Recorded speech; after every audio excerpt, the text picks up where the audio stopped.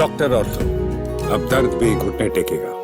यमुना में दिसंबर से क्रूज का सफर कर सकेंगे दिल्ली वाले। दिल्ली सरकार का प्लान है, जरा इसको समझिए। दिल्ली में यमुना नदी जो पिछले कई सालों से गंदी पड़ी थी, लेकिन अब उसकी सफाई का काम चल रहा है और दिल्ली सरकार ने दावा कर दिया है कि दिसंबर के आखिर तक यमुना के अंदर दिल्ली वाले क्रूज की सवारी कर सकेंगे। यमुना में क्रूज की सवारी का इंतजार अब जल्द ही खत्म होने जा रहा है, क्योंकि इसी दिसंबर से यमुना में क्रूज की यात्रा शुरू करने के लिए पूरा प्लान तैयार भी कर दिया गया है।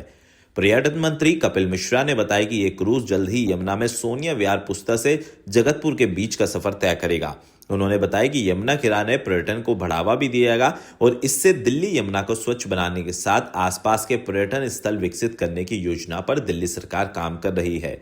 इस दिशा में पर्यटन मंत्रालय ने यमुना में क्रूज चलाने की घोषणा कुछ महीने पहले ही की थी और पर्यटन मंत्री कपिल मिश्रा ने बताया कि क्रूज के सभी हिस्सों को जोड़ने का काम चल रहा है और अगले कुछ दिनों में ये तैयार हो जाएगा। इसके बाद इसे यमुना में प्रचालन के लिए उतारा जाएगा और उन्होंने बताया कि सोनिया विहार पुस्ता के पास से इसके ठहरने, उसमें सवार होने और यात्रियों के आने जाने आदि की व्यवस्था की जा रही है। साथ ही इस क्रूज के अंदर रेस्टोरेंट और कैफे का बंदोबस्त भी होगा। क्रूज में 90 लोगों के बैठने की व्यवस्था होगी। खाने पीने के लिए क्रूज में रेस्टोरेंट कैफे का बंदोबस्त भी किया जाएगा। यात्रियों को यह क्रूज सोनिया विहार पुस्ता से बिठाएगा और लगभग 8 किलोमीटर के जगतपुर शनि मंदिर तक चक्कर लगाकर वापस सोनिया विहार पुस्ते पर ही छोड़ेगा। हालांकि मानसून में ये सेवाएं बंद रहेंगी। क्रूज सेवा मानसून में बंद रखी जाएंगी, क्योंकि मानसून में बारिश और यमुना का जल स्तर बढ़ने के चलते सुरक्षा को ध्यान में रखते हुए ये फैसला लिया गया और सूत्रों के अनुसार क्रूज सेवा शुरू होने के बाद से यमुना किनारे पर्यटन स्थल विकसित करने की दिशा में अब दिल्ली सरकार काम भी कर रही है।